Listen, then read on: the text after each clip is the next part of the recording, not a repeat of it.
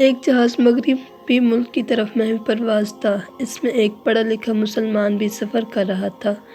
جب air hostess نے دوسرے مسافروں کے ساتھ اس کو بھی شراب پیش کی تو اس نے شراب پینے سے انکار کر دیا، جس پر ایئر ہوسٹس نے اپنے سپروائزر کو مطلع کیا۔ سپروائزر نے پوچھا کہ کیا ہماری خدمت کاری میں کوئی کسر رہ گئی ہے؟ یہ شراب مہمانداری کے طور پر پیش کی جا رہی ہے۔ مسافر نے اسے بڑی تمیز سے سمجھایا کہ وہ مسلمان ہے اور شراب نہیں پیتا۔ سپروائزر نے اصرار کیا کہ وہ شراب نوشی ضرور کر لے۔ اس کے مسلسل اصرار پر مسافر نے کہا کہ ایسا کرو، یہ جام پہلے پائلٹ کو دو۔ سپروائزر کہنے لگا کہ ایسا کیسا ہو سکتا ہے کہ وہ شراب پی کر جہاز اڑائے؟ وہ ڈیوٹی پر ہے، اور اگر وہ ڈیوٹی کے دوران شراب پیے گا تو اس بات کا 100% امکان ہے کہ جہاز حادثے کا شکار ہو کر تباہ ہو جائے گا۔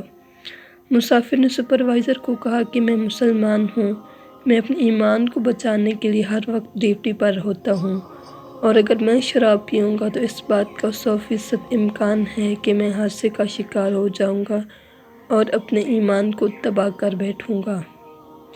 اگر ابھی تک آپ نے ہمارے چینل کو سبسکرائب نہیں کیا تو ہمارے چینل کو ضرور سبسکرائب کر لیں۔